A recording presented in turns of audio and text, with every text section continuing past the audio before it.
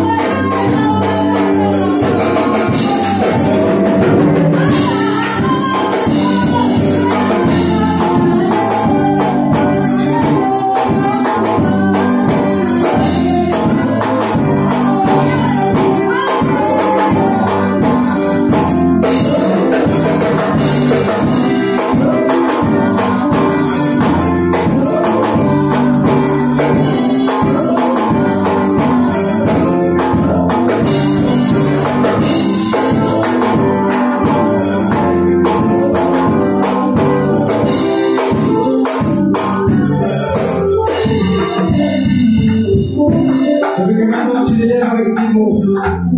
Et d'ici qu'on te voit là, le baron, tu l'as aussi maintenant, des propres paroles. J'ai dit notre langage ici, maintenant, c'est l'adoration. Si même c'est pas un silence, t'as le droit aussi. Silence fait travailler la réflexion, ça nous pousse à aller dans les profondeurs. Mais je veux juste que tu réalises ce qui se passe maintenant, ici, en ce lieu. Si tu veux contempler, tu peux contempler.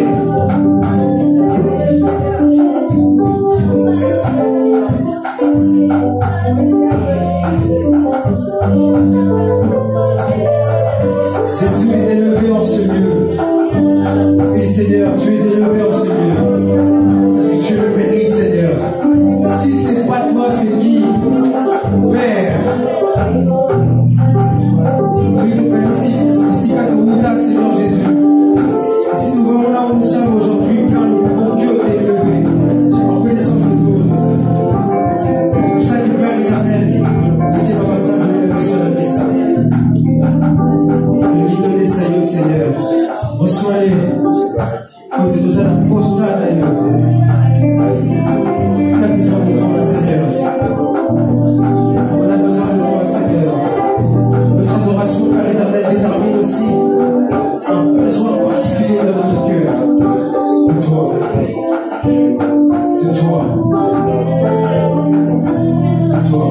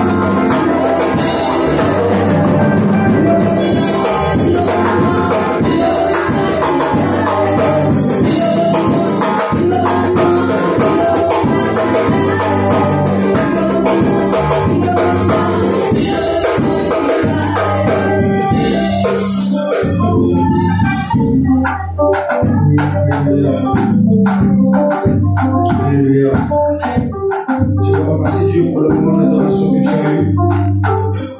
Je veux dire merci au Seigneur pour le moment d'adoration que tu as eu avec lui.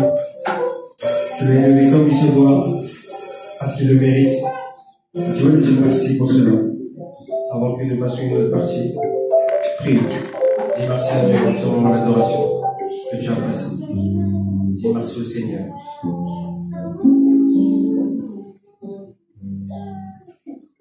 Dis merci au Seigneur. Si cette adoration t'a permis de te libérer, si cette adoration est une conversation entre toi et le Seigneur, remercie-le. Si le Seigneur t'a parlé, remercie-le. Personne n'aura eu le privilège de l'adorer, juste de l'adorer. Toi, tu as eu ce privilège-là. Dis-lui merci. Dis-le-lui, dis-le-lui, dis-le-lui.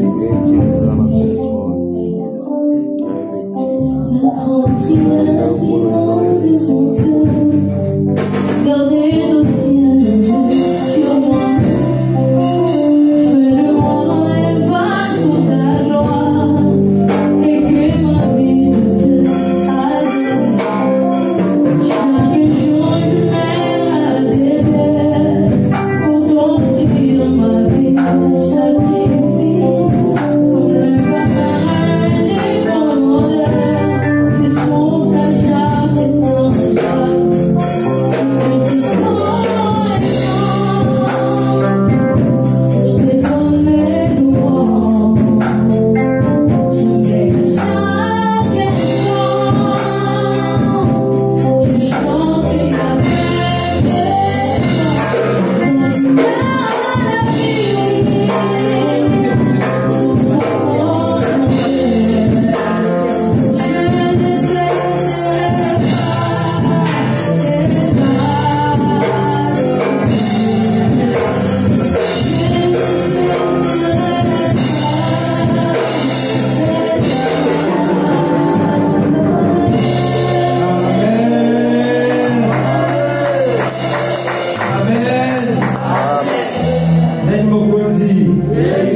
Qui est le roi des rois, qui est le Seigneur des seigneurs.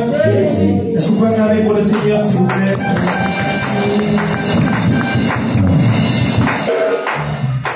Avant de passer à la partie où on va louer Dieu, le Seigneur m'a mis à cœur de dire à quelqu'un que Jésus t'aime. Amen. Jésus t'aime. Jésus t'aime, il t'aime comme tu es. Il t'aime avec tes défauts, il t'aime avec tes qualités. Et chaque jour qu'il fait est un jour meilleur pour qu'il puisse te transformer afin que tu puisses te ressembler. Amen. C'est pour ça que les moments d'adoration, il faut les prendre en compte, il faut réaliser ce qu'on vient faire ici. Parce que tant que tous font la porte d'adoration, tous font la porte Benzamé à côté. La Bible dit, approchez-vous de Dieu et il s'approchera de vous. Amen. Gloire au Seigneur. Je suis content encore une fois de voir ta présence alors qu'hier on était dans la fête. Je suis vraiment content que le Seigneur te bénisse pour cela. Nous allons passer maintenant au moment de louange. Nous allons louer Dieu comme il se doit pour ce qu'il a fait. Pour ce qu'il a fait dans nos vies, pour ce qu'il a fait dans la vie de nos frères et sœurs et de nos familles. Nous allons le lever à travers des chants comme il se doit. Donc là où tu es, s'il te plaît, si tu peux te lever, prendre le temps de louer Dieu pour ce qu'il a fait. Hein? Il faut se lever avec respect pour l'accueillir comme il se doit. Amen. Amen. Amen. Soyons dans la joie, dans la bonne humeur. Je sais que nous sommes fatigués, mais soyons dans la joie et dans la bonne humeur. Amen. Amen. Allons-y.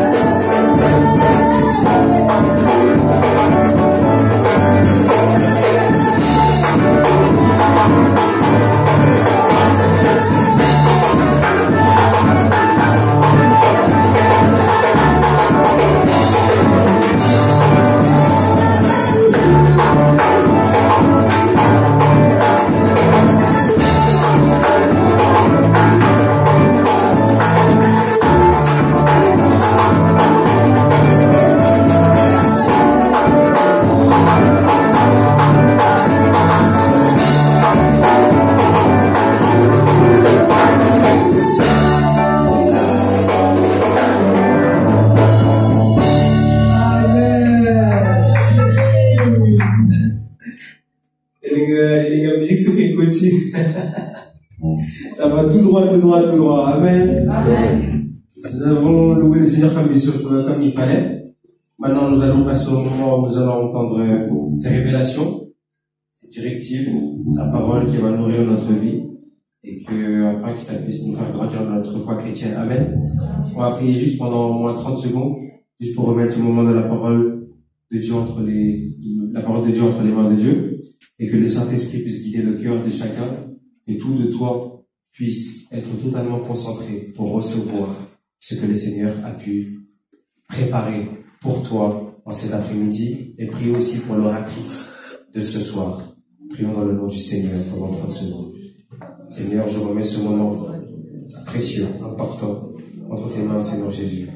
Que ce moment de la parole, Seigneur Jésus, puisse transformer le cœur de chacun de nous, afin que Père éternel, ça puisse nous rapprocher du but de devenir comme toi et de recevoir, Seigneur, ce que tu as préparé pour nous. Que, Seigneur, nos cœurs soient une terre totalement réceptive, afin que la semence soit plantée et qu'elle puisse pousser dans le nom puissant de Jésus-Christ. Que rien ni personne puisse empêcher, Seigneur Jésus-Christ, la croissance de cette parole. Seigneur, je remets l'oratrice de cet après-midi entre tes mains. Je te prie de la bénir d'avance, de la remplir de ton onction et de ton esprit, afin qu'elle puisse pas parler selon elle, mais qu'elle puisse parler selon toi, Seigneur Jésus.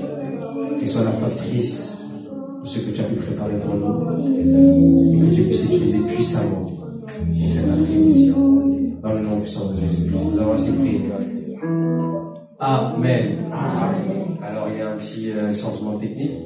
C'est pas une oratrice, mais c'est un orateur. Cet après-midi. Et l'orateur de cet après-midi n'est que le père de la maison. Dans ça, la maison, c'est la séance option là. Est-ce qu'on peut applaudir pour le docteur Nicole, s'il vous plaît? Alléluia. Est-ce que tu peux m'aider à saluer 2 personnes?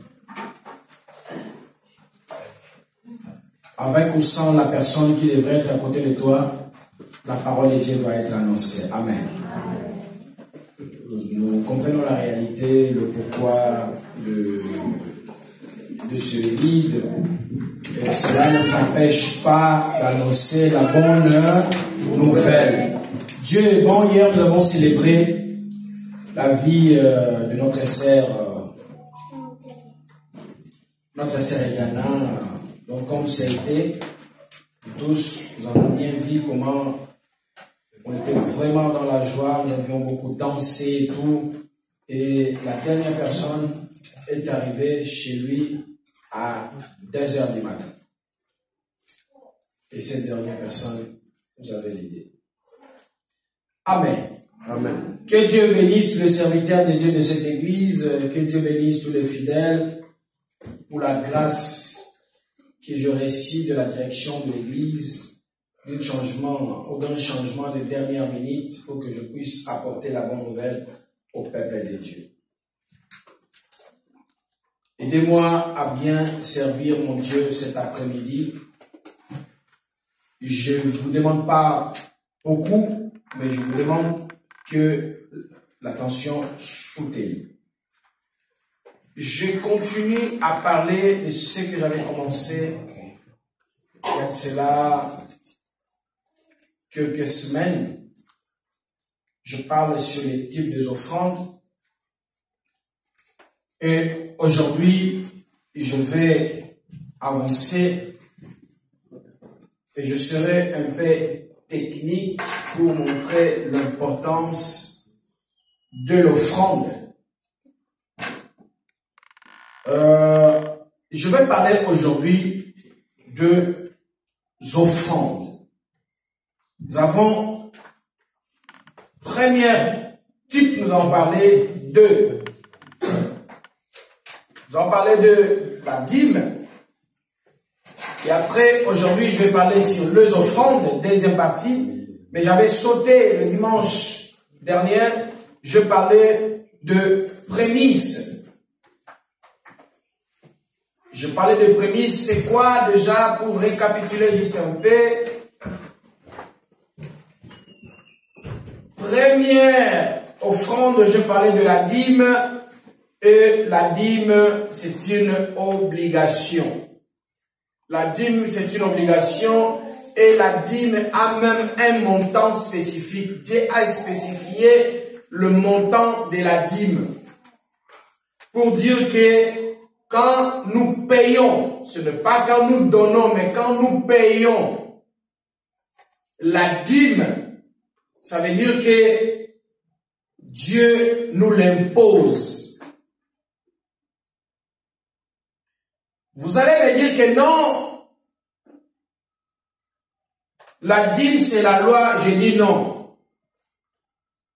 La dîme a commencé au temps d'Abraham. Et à ce temps-là, il n'y avait pas la loi.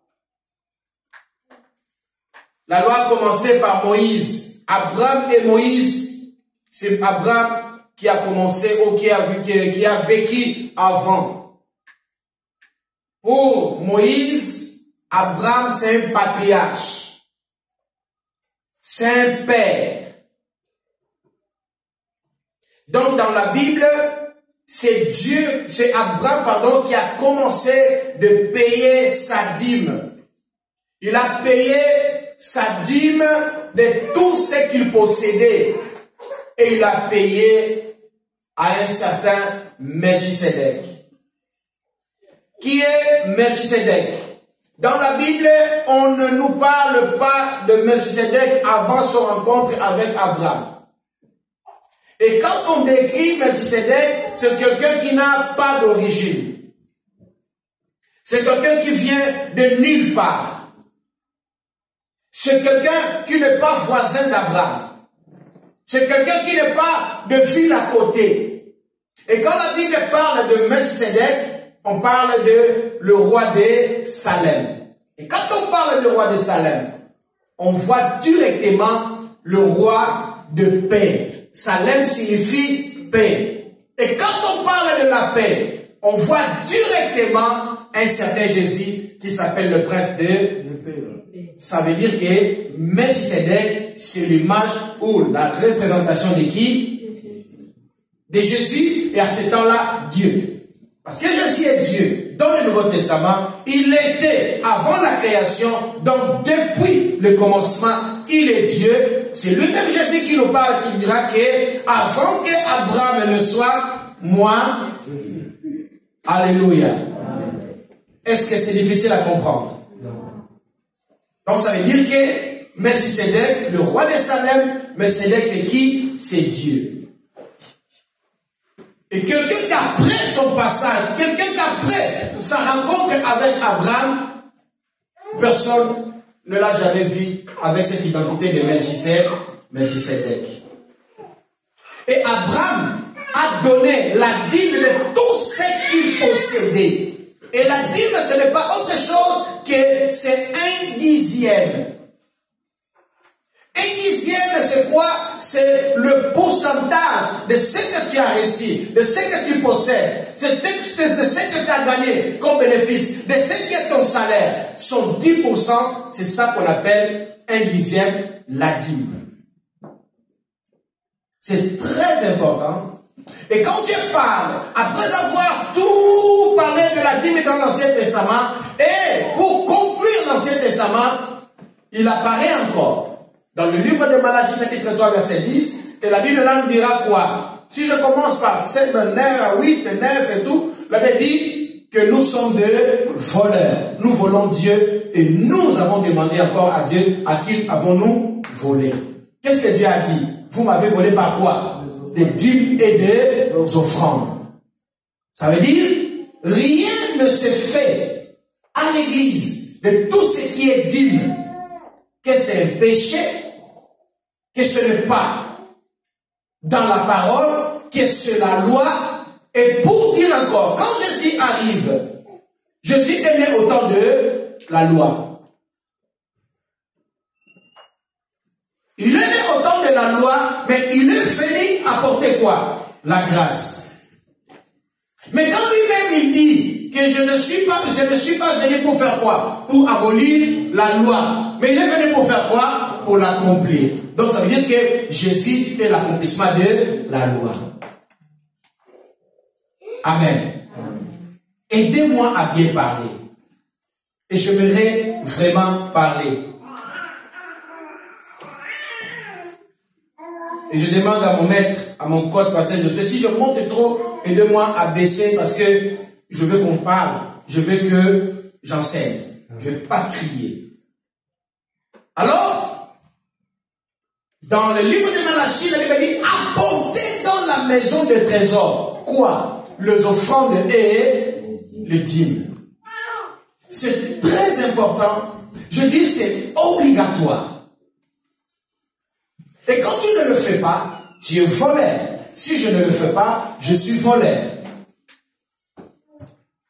Et la Bible dit que les voleurs n'hériteront pas le royaume. Hein? Parce que c'est dit. Mais c'est pas moi. C'est la parole de Dieu. Aidez-moi, pasteur, c'est plus avancé. Qu'est-ce que la Bible dit? Est-ce que la Bible dit que les voleurs hériteront le royaume des cieux? Non. Et qu'est-ce que la Bible dit par rapport à la dîme dans le livre de Malachie, chapitre 3, verset 10? Qu'est-ce que la Bible dit? Apportez dans la maison des trésors quoi? Les offrandes et les dîmes. Et nous rentrons, nous allons faire un peu de recul. La Bible dit Malachie. Ce n'est pas le thème, ce n'est pas le sujet d'aujourd'hui, mais quand même, je ne vais pas passer pour parler d'autre chose si je ne m'explique pas ici.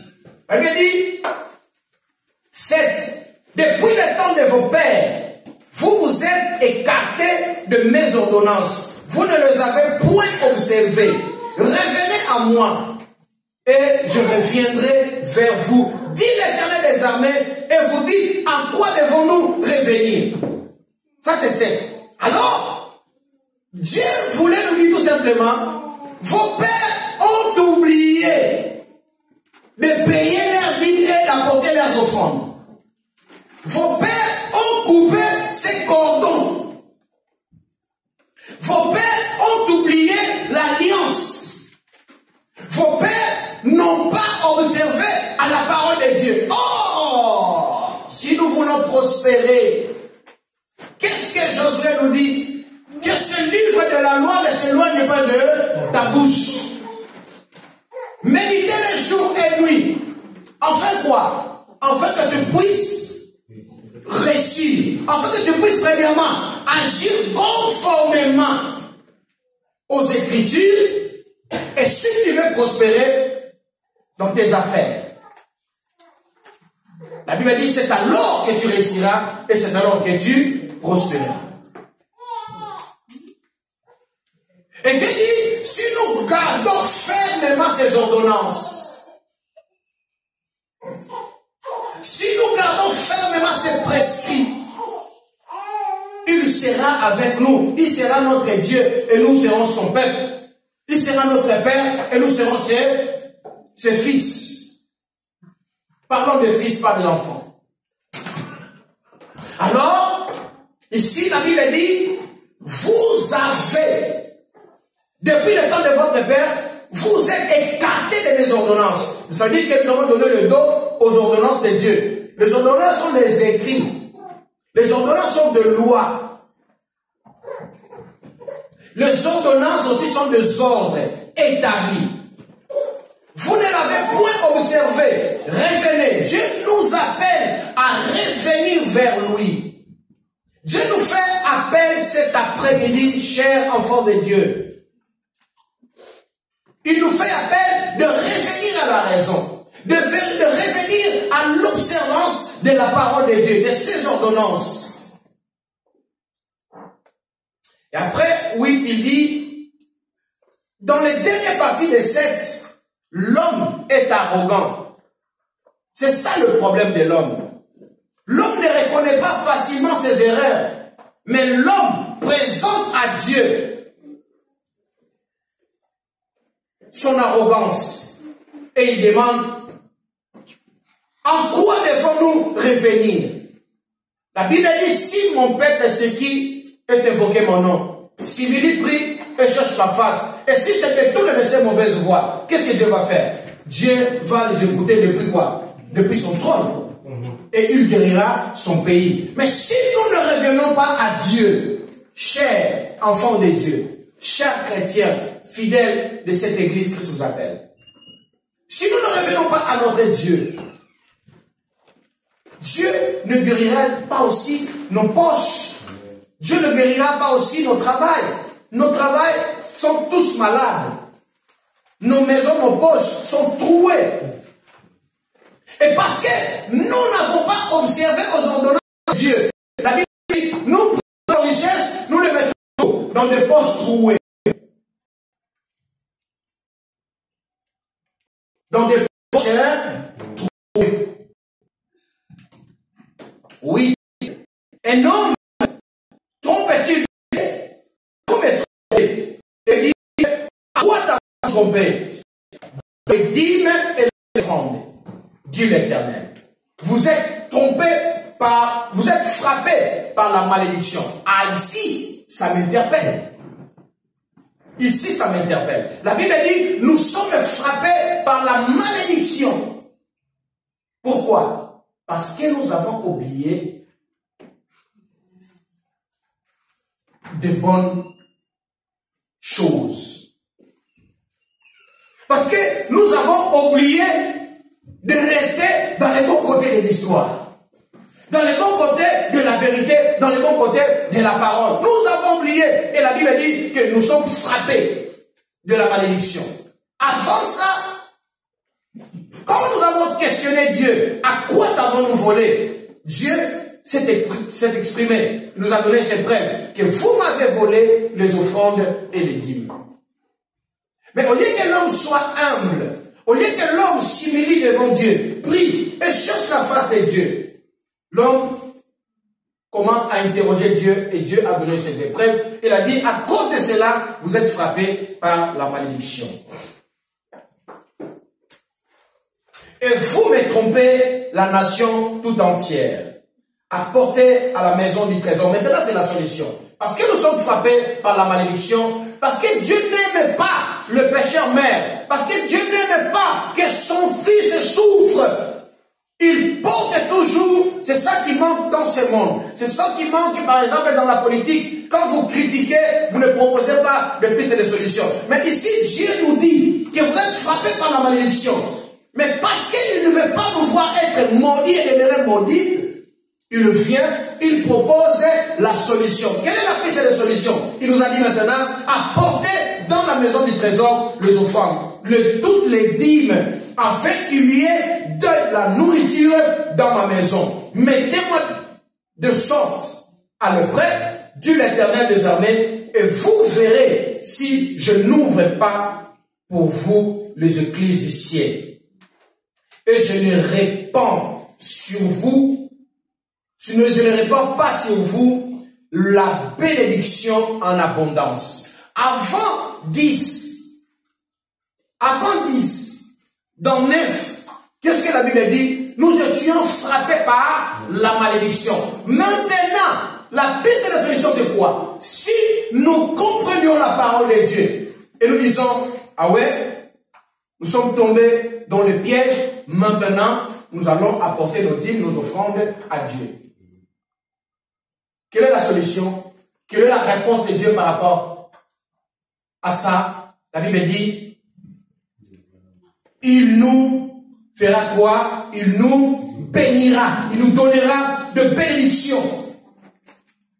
Ici, il a dit, mettez-moi l'ordre dans l'épreuve, dit l'Éternel des armées, et vous verrez si je n'ouvre pas pour vous les écrits du ciel, et si je ne répands pas sur vous la bénédiction. Donc, ça veut dire, si nous payons nos dîmes, la pluie de la bénédiction va tomber sur nous. Mais, après, Dieu s'élève et se porte garde. Dieu s'élève, se porte garde. Dieu s'élève, se met à ta disposition, à ma disposition, pour faire quoi? Maintenant, parce que vous êtes quittés de la malédiction par la bénédiction, maintenant Dieu, il vient pour faire quoi? Pour protéger la malédiction. Nous allons voir 11. Pour vous, je menacerai celui qui dévore. Et il ne détruira pas le fruit de la terre. Et la vigne ne sera pas stérile dans vos campagnes, dit l'Éternel des armées. Voilà. Ça veut dire que celui qui paye la dîme, ce n'est pas acheter la bénédiction ou la conscience de Dieu, non, ce n'est pas ça, mais c'est juste pour t'aider à revenir dans le droit chemin. Il faut payer la dîme. Nous devons payer la dîme. Tous, enfants de Dieu, comme enfants serviteurs de Dieu. C'est très important. Après, nous avons parlé de prémices. De prémices, nous avons dit que les prémices, ce sont les premiers fruits de nos travail. Nous avons dit que les prémices, ce sont nos premières récoltes. Parce que nous avons cultivé. Et maintenant, après la récolte, Dieu demande son droit. Je ne sais pas s'il y a des cultivateurs ici dans la salle, les gens qui ont cultivé ou qui ont de frères, amis, connaissances qui sont cultivateurs. Il arrive un moment que les cultivateurs n'ont pas la possibilité de s'acheter de terrain. Mais qu'est-ce qu'ils font? Ils louent l'espace. Ils vont cultiver et ils vont planter. Ils vont s'aimer. Après, il y aura le moment de la récolte. Et qu'est-ce qu'ils vont faire? Ils vont récolter. Parce qu'ils n'ont pas d'argent. Après sa récolte, ils vont faire quoi? Ils vont prendre une partie de leur récolte, donner aux propriétaires de l'espace. N'est-ce pas? C'est la prémisse. Et la Bible parle même de chaque année.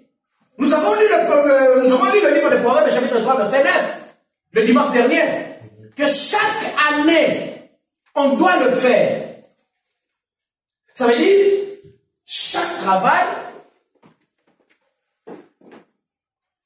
nous avons l'obligation, selon la parole de Dieu, d'apporter à Dieu nos prémices, notre premier salaire, notre première récolte. C'est de la parole de Dieu. Pourquoi ce domaine des finances est menacé? Parce que l'ennemi qui était longtemps à côté de Dieu, il connaît que ce que l'homme aura semé, qu'est-ce qu'il fera? Le moissonnera. N'est-ce pas?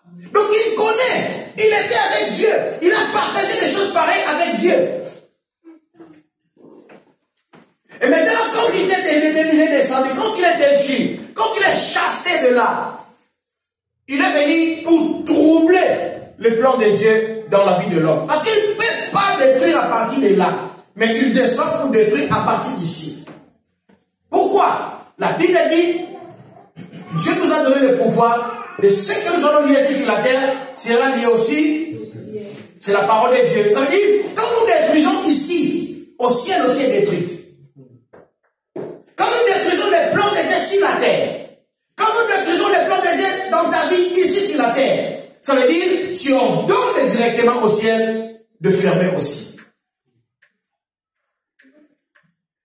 C'est difficile ce domaine. Il est menacé. Il y a des prédicateurs qui se lèvent pour contredire la parole de Dieu par rapport à la Bible. Ne le croyez pas. Croyez-moi. Je suis votre Père. Je ne peux pas vous induire dans l'erreur. Et celui qui m'a cru, a cru celui qui m'a envoyé. Je suis l'envoyé de Dieu. Et vous savez dans cette église que je ne parle pas souvent de finances. Mais quand je viens parler, c'est la bouche de l'Éternel qui parle.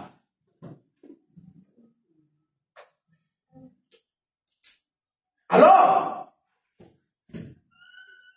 nous allons passer maintenant pour parler de les offrandes. Après le jour qui suit, nous allons parler des aumônes. C'est quoi l'offrande? Les offrandes ou semences sont volontaires, contrairement à la dîme. Il n'y a pas de montant fixe. Tout dépend donc de votre choix personnel et de votre volonté de donner. L'offrande ou sémence. L'offrande aussi, c'est la sémence. Sont volontaires, contrairement à la dîme. Il n'y a pas un montant fixe. Tout dépend donc de votre choix personnel et de votre volonté à donner. Quand on donne les offrandes, on les donne volontairement. C'est toi qui décides qu'est-ce que tu veux donner à ton Dieu. Mais nous, comme prédicateurs, nous venons pour dire que si tu veux avoir beaucoup, il faut s'aimer beaucoup. Mais c'est de ton choix. C'est de comment tu comprends la parole et c'est de quelle valeur que tu as ton Dieu. On te payera de la même forme que tu donneras aux autres. Tu donnes à Dieu ce que tu as. Tu lui donnes des pièces, c'est ce que tu as. Et tu le donnes. Dieu le reçoit.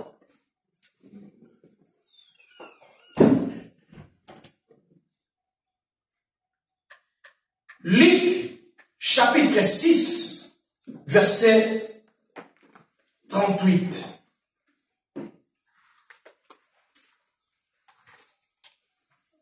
Luc, chapitre 6, verset 38.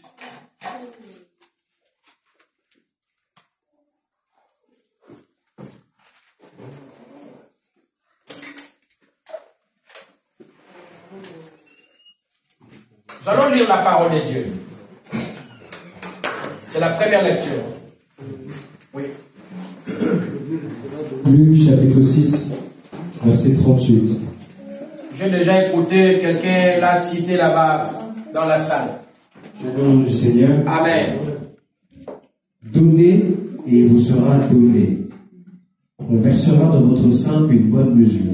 Serez secoué et qui déborde, car on vous mesurera avec la mesure dont vous vous serez servi. Parole du Seigneur. Amen. Parole du Seigneur. Amen. Pouvons nous asseoir. J'ai commencé à dire ceci, que les offrandes sont volontaires. Ça dépend de ton cœur. Dieu ne t'exige pas, Dieu ne t'impose pas une somme pour les offrandes. Tu donnes à Dieu ce que tu as reçu. Tu donnes à Dieu ce que tu as. Parce que on donne ce que... Celui qui cherche le stylo, j'en ai. Vous cherchez le stylo? Parce que vous me dérangez ici pour le stylo, j'en ai.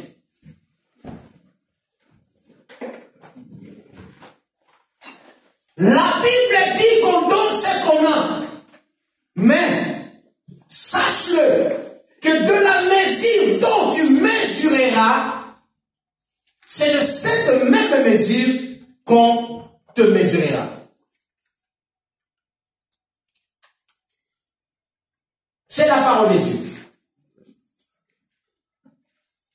Mais ce que la parole nous dit, il vous sera donné, on versera dans votre sein une bonne mesure, serrée, secouée et qui déborde. Car on vous mesurera avec la mesure dont vous serez servi. Quand tu sers peu, il ne faut pas s'attendre à avoir beaucoup. Si tu veux que ta bénédiction soit serrée selon la parole de Dieu, soit secouée selon la parole de Dieu qui déborde, il y a des principes à suivre. Bien-aimé, Dieu a beaucoup de façons de te payer par ce que tu donnes. Il y a beaucoup de personnes qui vivent avec leur maladie que le médecin ont déclaré de maladie incurable. Mais ils continuent à vivre jusqu'à ce jour. Nous vivons de problèmes dans notre travail. Nous vivons de difficultés, nous vivons de combats même, de persécutions.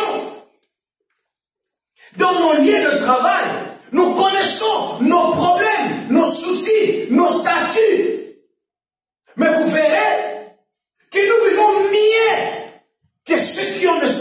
que nous connaissons peut-être, ceux qui ont des fonctions, ceux qui ont des emplois, ceux qui sont, ils sont des chefs. Il y a même les autorités qui en ont beaucoup amassé, mais ils ne vivent pas tranquilles. Ils n'ont pas de sommeil. La nuit, ils ne dorment pas.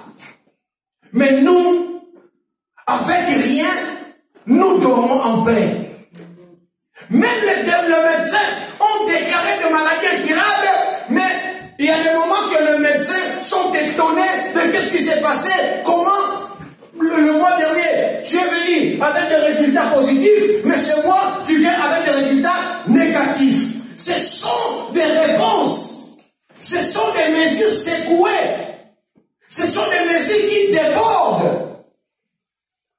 Bien aimé, nous vivons de mêmes situations que les autres. Nous avons les mêmes statuts que les autres, mais nous vivons mieux qu'eux. Nous sommes heureux. Nous sommes forts. Vous savez pourquoi? Parce que nous avons obéi à la parole de Dieu. Et Dieu vient à son tour, il dit, l'Éternel est mon berger, je ne manquerai. Parce que nous l'avons donné, nous l'avons mesuré par sa grandeur. Et à son tour, il dit, je suis ton berger, tu ne manqueras de rien. Il vient, il se met en protecteur, en gardien. Il commence à te protéger, il commence à faire des choses que les gens n'arrivent pas à comprendre. Parce qu'il y a des moments où nous pensons que je donne l'argent, Dieu me donne l'argent. Oui, c'est aussi le principe. C'est aussi le principe. Ce que l'homme aura semé, le moissonnera. C'est aussi le principe. Tu donnes l'argent, Dieu te donne l'argent. Mais par rapport à l'argent, il y a beaucoup de choses. Avec nos petits salaires, mais nous venons à survivre. Avec toutes les charges que nous avons. Avec toutes les responsabilités que nous avons. Nous arrivons de vivre. Pourquoi? Par rapport à la finance, Dieu vient à ton secours. Tu manges le matembele, tu es plus que celui qui a mangé de chou-fleur, il a mangé de brocoli à la crème fraîche, avec simple matembele. Parce que tu avais mesuré ton Dieu par rapport à ce qu'il est pour toi. C'est ça l'offrande. Volontairement, mais je pèse. De combien mon Dieu pèse sur ma vie. Et c'est comme ça que je veux lui donner ce que j'ai. Bien aimé, nous avons David dans la Bible, dans le livre de 1 Chronique, chapitre 29. Ça commence le verset 1 à 20. Mais moi, j'avais pris les 6 et je descends. Et là, je commence à voir comment les gens de ce temps-là ont offert à leur Dieu volontairement. Mais je dis volontairement.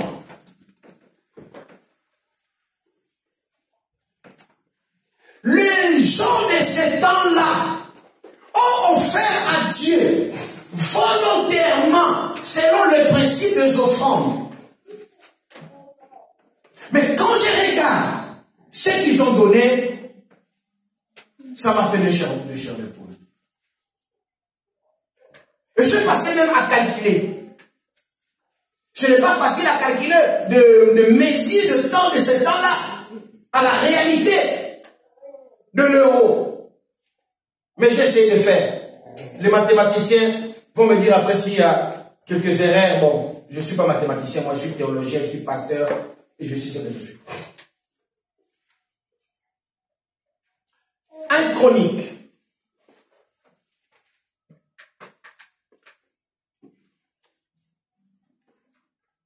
Qui a trouvé? Ouais, c'est 1 Chronique, frère. Comment déjà apprendre? 1 Chronique, 29.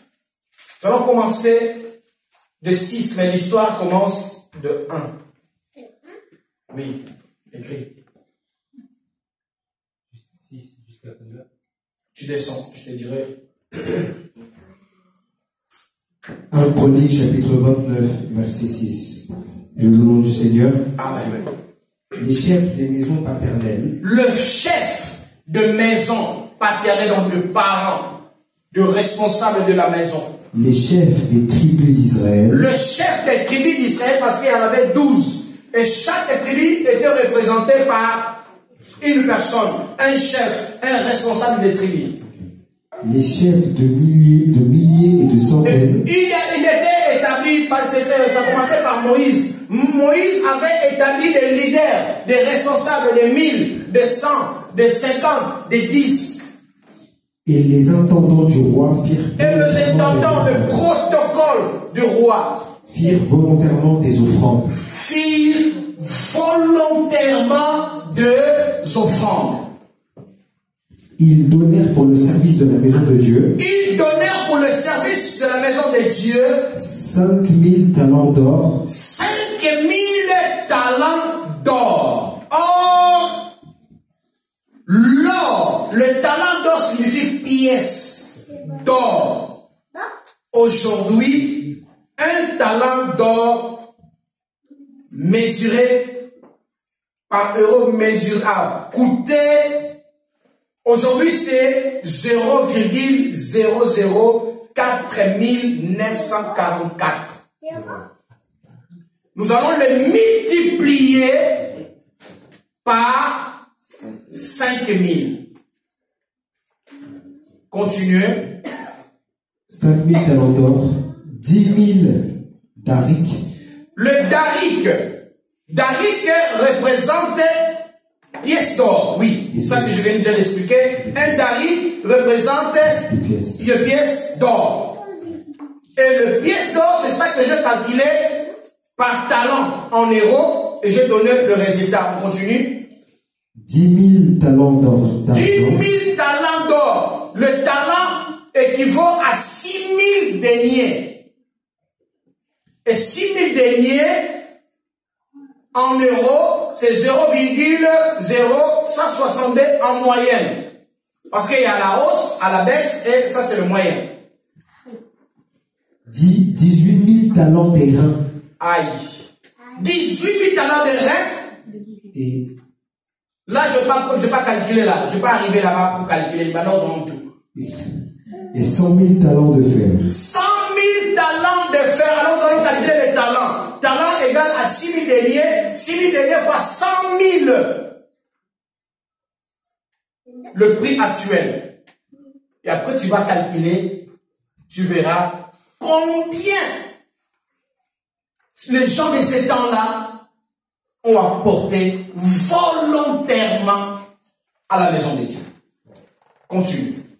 Ceux qui possédaient des pierres les livrèrent pour le trésor de la maison de l'Éternel. À part tous ces talents, les deniers, le daric, de l'or, tout ça, la Bible dit ceux qui possédaient de pierres précieuses livrèrent pour le trésor de la maison de l'Éternel. Ils l'amenèrent pour le trésor de la maison de l'Éternel. Volontairement, ma banga ya olo, ma cuivre, et tout ça, et d'autres choses, le malachite, ils les ont apportés dans la pour le trésor de la maison de l'Éternel. Entre les mains de Jéel. Entre les mains de Jéel. Entre les mains de Jéel, ce sont le responsable de l'œuvre.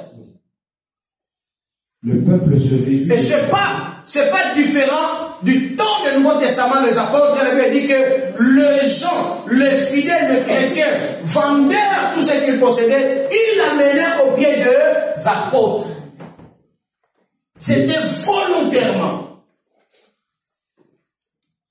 Le peuple se réjouit de leur offrande volontaire. La Bible dit que le peuple se réjouissait de leurs offrandes volontaires. C'est pour cela, au moment de l'offrande, c'est un moment de joie. Parce que l'offrande aussi fait partie de l'adoration. Amen. Le peuple se réunit dans leur offrande volontaire, car c'était avec un cœur bien disposé. C'est ça le problème. À l'Éternel. C'est ça qui est le problème. Bien dans le Seigneur. C'est ça qui est le problème. La Bible dit le peuple de ces temps-là se réjouissait de leur offrande volontaire qu'ils apportèrent au temple, à la maison de l'Éternel. Parce que la Bible dit, ils les donnèrent de tout cœur. Bien aimé, quand nous venions offrir à Dieu, quelle est l'attitude que chacun de nous a quand il porte ses offrandes? Bien aimé dans le Seigneur, ça fait quand même mal quand les gens disent que les offrandes qu'il apporte à l'église, c'est pour le bonheur des pasteurs. Moi, je dis non. Pourquoi je dis non? Parce que si je calcule tout ce que je reçois, c'est une bénédiction. Moi, je le reçois comme bénédiction de votre part.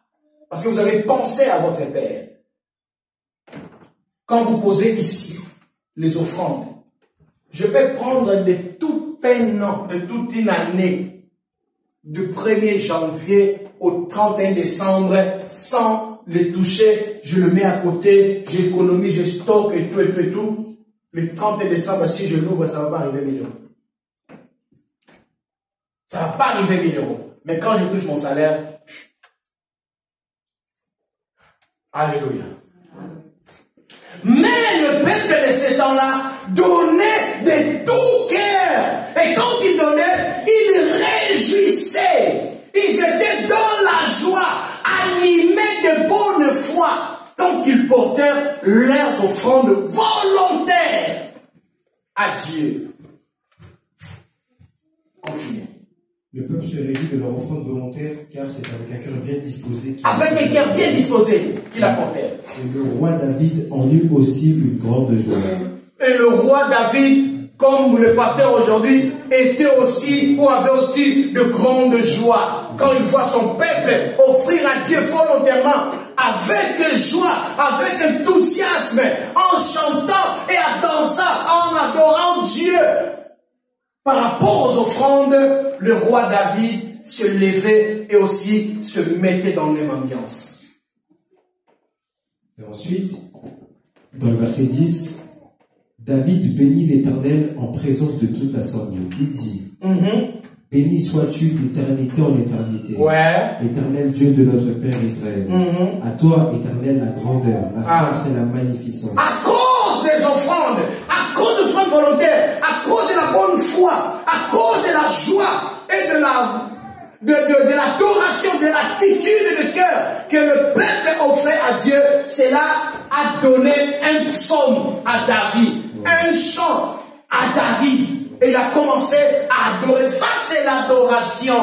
David commence à adorer parce qu'il était connecté avec le peuple dans la joie qu'ils avaient quand ils portèrent les offrandes.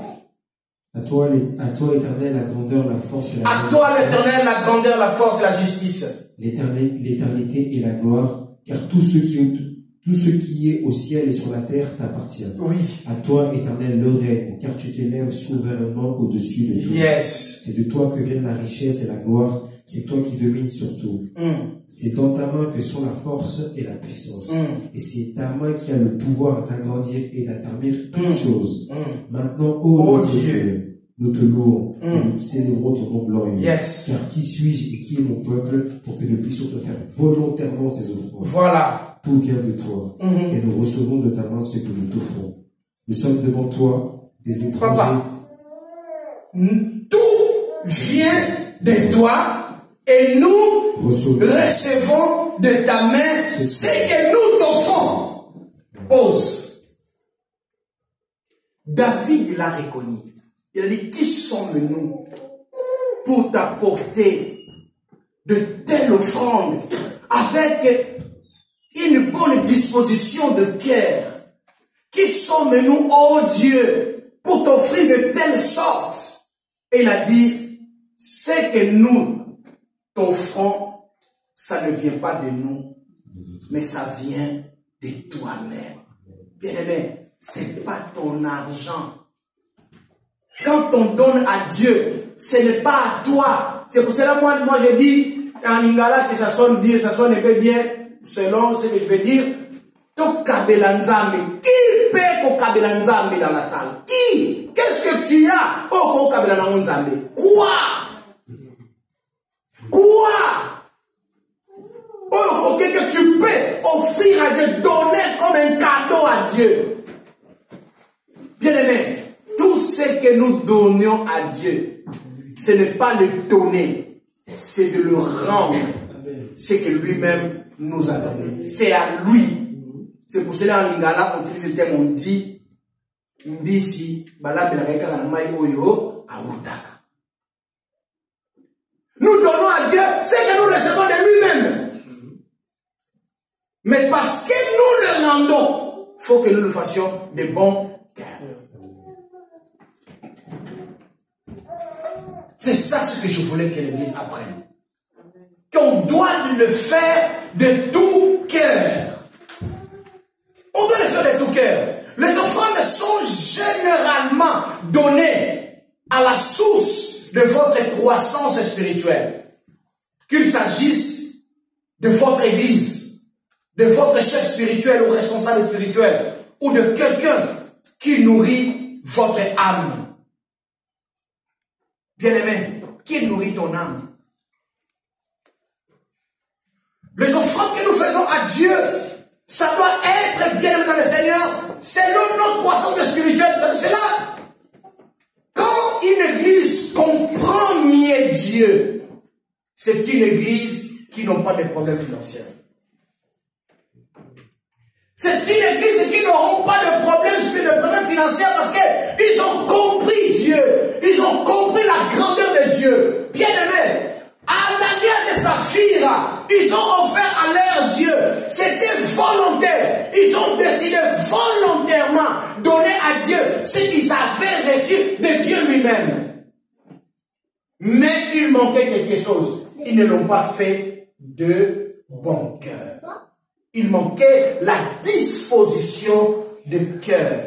C'est pour cela qu'ils ont tranché. Ils ont gardé une partie. Et ils ont donné ce qu'ils ont présenté à Dieu. Et Dieu a réagi directement. Dieu a réagi directement. Et il a dit, pourquoi as-tu menti? Tu n'as pas menti aux hommes, mais tu as menti à Dieu lui seul. C'est ça, bien-aimé dans le Seigneur. Comprenons ces choses. Ne laissez pas le diable venir mettre des choses dans nos cœurs. Ne laissons pas le diable venir détruire notre destinée financière. Il y a aussi des destinées financières, bien-aimé. Dieu a préparé des choses pour toi, pour ta destinée, pour ta vie, bien-aimé dans le Seigneur. Mais l'ennemi vient pour troubler ses plans. Il ne détruit pas au ciel parce qu'il n'a pas le pouvoir, mais il vient le détruire ici sur la terre. Par tes pensées, il met des choses dans ta tête et il détruit. Laisse-moi te dire, bien-aimé le Seigneur, nos frères et sœurs qui ont resté de notre côté, selon nous, ils souffrent. Mais laisse-moi te dire, dans les matières d'offrir à Dieu, nous qui touchons plus que ce qu'ils gagnent, on est à zéro. On n'est même pas leur cheville. On n'est même pas leur cheville. Moi, j'accompagne de grands, de papas qui nous ont précédés dans les ministères. Ils font des cultes chaque jour. Et ils prennent des offrandes chaque jour. Déjà, nous aurons la difficulté de venir à l'église chaque jour ici en Europe. Déjà, nous aurons les difficultés. Par rapport au programme, par rapport aux réalités des terres. Et quand on arrive au moment d'offrir aussi à Dieu, encore une autre chose. Et c'est pour cela, par exemple, nous, dans cette église, nous avons l'obligation ou l'intérêt de prier à notre Dieu, de nous bénir et d'avoir ce lieu comme notre espace pour l'adoration. Parce que dans un an, si on parle de finances pour la salle, on peut le parler une seule fois. Dieu que non, on a des problèmes de loyer. Mais sinon, il n'y a pas de communiqué de loyer qui passe. C'est déjà une grâce. Mais, nous devons comprendre la parole de Dieu. Que même c'est comme ça, mais nous devons offrir à Dieu. 1 Corinthiens 9, 11.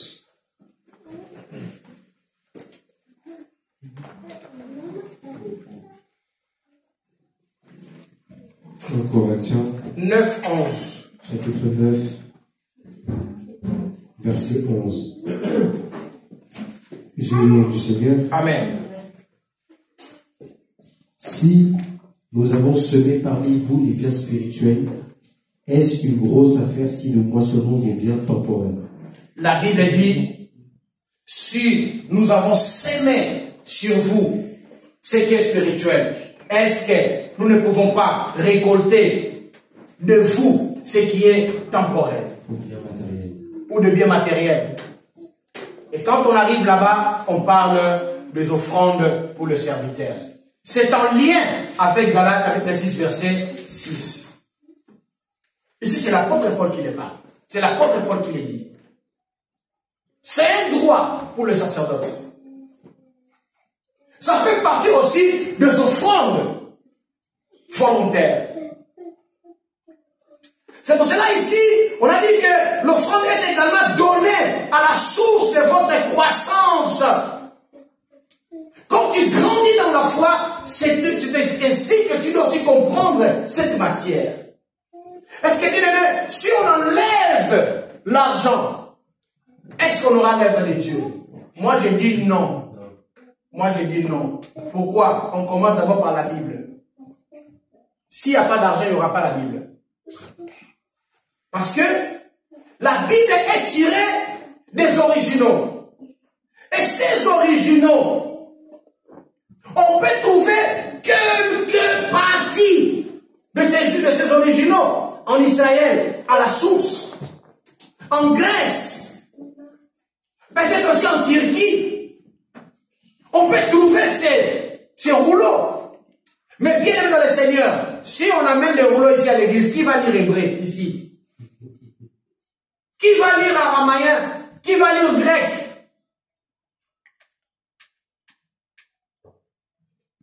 Moi, j'ai des notions de lire.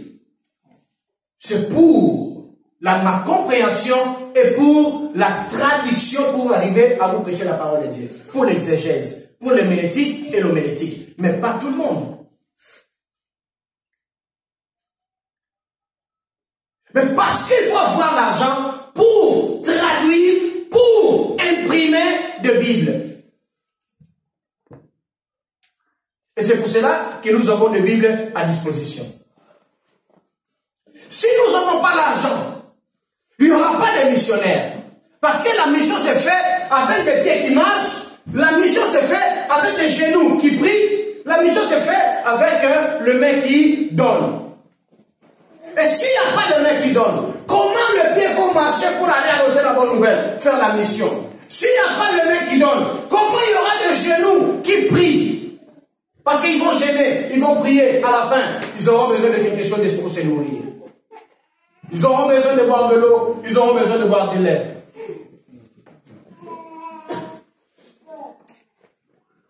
Mais tout ça se fait volontairement.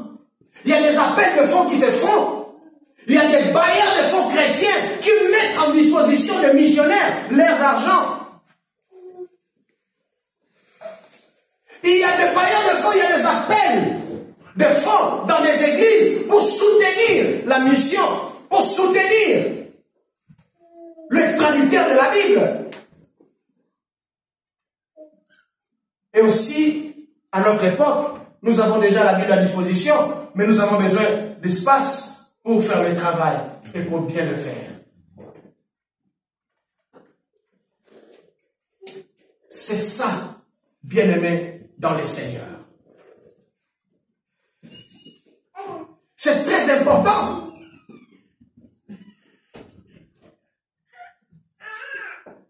C'est très important. Ce que l'homme sème, c'est ça ce qu'il récolte.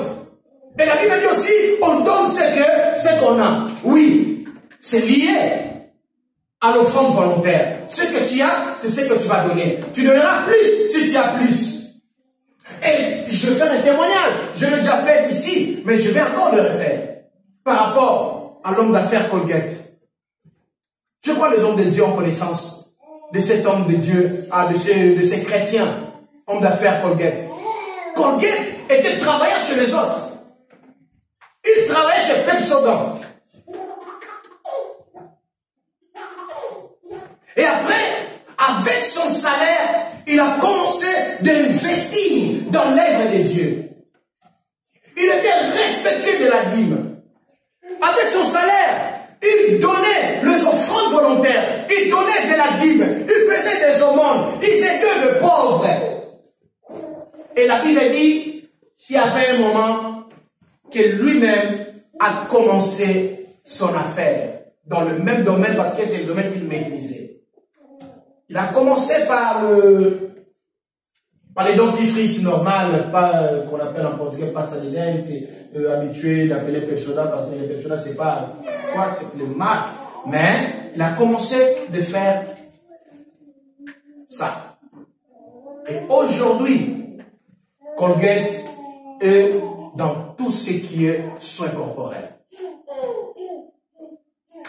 Il est dans nos toilettes. Il est dans nos chambres. Pourquoi? Parce que il a investi dans l'œuvre de Dieu. Il y avait un moment que Colgate payait sa dîme de 90% au lieu de 10%.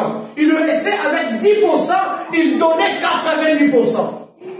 C'est le témoignage. Je n'ai pas connu cet homme, mais ce sont les témoignages que nous avons reçus de nos aînés. Et si tu peux aussi le voir aussi sur Internet. C'est ça Colgate. Les offrandes volontaires. Bien-aimés dans le Seigneur, cette parole est venue pour nous. Même pour le tabernacle, il a eu appel de fonds, mais ces fonds étaient toujours volontaires. Même pour la construction du temple par David ou par Salomon, mais qui a commencé, c'est David. C'est pour ça que moi j'ai dit, les constructeurs c'est David, mais l'exécuteur c'est Salomon. Parce que c'est Salomon c'est David qui a préparé tout.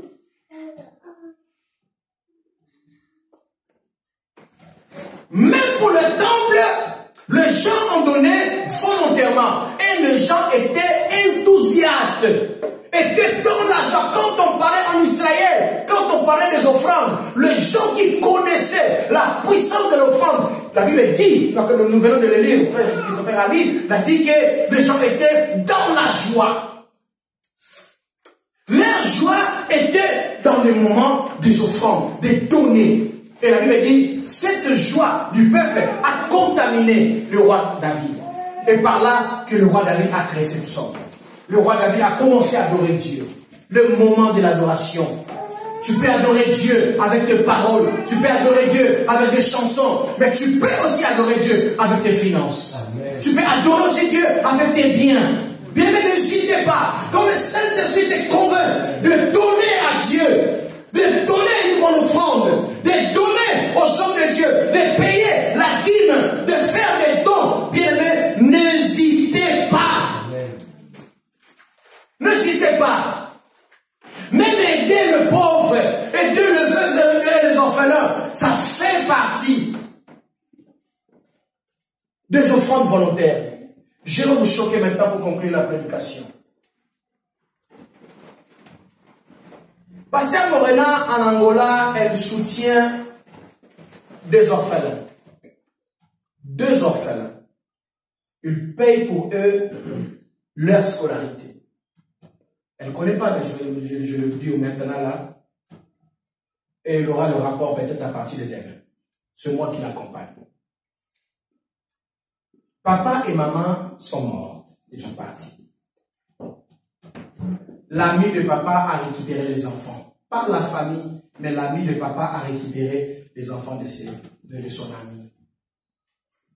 Mais ils n'étudient pas. Ils étaient avec leur grand-mère. La grand-mère est partie aussi et ce monsieur est venu récupérer les enfants. Il y a la fille qui avait 10 ans et son grand frère avait 12 ans. Il commençait à vivre dans la maison de ces messieurs. Et maintenant, là, le grand frère est dans la rue. La fille n'a pas où elle peut aller. Elle continue à être dans la maison de ces messieurs. 12 ans, le monsieur veut de cette fille. Il les touche. La fille est venue parler à l'école. Mais l'école n'a pas de possibilité pour l'héberger. Elle n'a pas de place pour aller. Même pas, ici on appelle le tong, même pas le babouche. À la maison, avec son uniforme, elle passe la journée avec l'uniforme de l'école. Elle vient à l'école avec cette même uniforme. Sa vie, une pièce. Ça fait partie aussi de l'offrande volontaire. C'est l'offrande aussi. Vous voyez pourquoi la Bible dit dans le livre d'Hébreux, la vraie religion, c'est aussi de faire quoi? D'aider le veuve et les orphelins. Je demandais à l'école d'aider cette jeune fille à faire un message de voice, de faire de voice, de vous expliquer ce qu'elle est en train de vivre. Parce qu'il y a des choses que je ne peux pas dire à la chair. C'est ça qu'il aime dans le Seigneur. Les offrandes volontaires. Si l'église est bénie financièrement, on ne va pas passer ici pour passer des témoignages. Mais on le fait parce qu'on n'a pas la possibilité, on n'a pas de moyens, si on ne vous passe pas le message. Bien aimé, parce qu'il y avait une dame dans la Bible. Cette dame, la Bible dit, il faisait le don volontaire. Il n'avait pas de l'argent, mais elle cousait des habits et donnait aux pauvres. Il y avait un jour que cette dame a rendu l'âme. Cette dame, elle s'appelle Tabitha ou Dorcas. Elle est morte. Le pauvre ont entouré le corps de cette dame. Ils ont commencé à pleurer en brandissant de pièces d'habits que cette dame cousait pour eux. La Bible dit la nouvelle est arrivée chez l'apôtre et l'apôtre est venu. Il a prié, l'apôtre a prié. Pourquoi il a prié? Parce qu'il a vu une personne qui plairait à son nom, qui plairait par des bienfaits, par des offrandes que cette dame faisait. La Bible déclare, Dieu, par sa puissance, par son amour, a ressuscité cette dame par des offrandes volontaires. Le bienfait, chers chrétiens, de bienfait, crie. De bienfait, crie. La Bible dit que travaillez de mieux en mieux, sachant que votre œuvre devant le Seigneur n'est pas vaine. Est-ce que vous n'avez pas dit ça? Quel verset de la Bible voulez-vous que je vous présente? Qu'on lise ensemble pour comprendre l'importance de l'offrande spirituellement. Il y a des récompenses à celui qui fait des offrandes. Il y a des récompenses à celui qui fait des cadeaux. Il y a des cadeaux, entre parenthèses, des offrandes volontaires. Il y a des récompenses à celui qui paye la dîme, à celui qui aide son pasteur, qui donne quelque chose pour son pasteur, et pour ceux qui nourrit les orphelins et le veuve, il y a une récompense. La Bible dit, votre œuvre devant le Seigneur n'est pas vaine. Tout ce que tu auras semé ici sur la terre, bien aimé, ça ne passera pas comme ça. Dieu n'est pas ingrat. Dieu reconnaît tes sacrifices. Dieu reconnaît tes sacrifices. Il ne te laissera pas comme ça. Que Dieu te bénisse. Applaudissons pour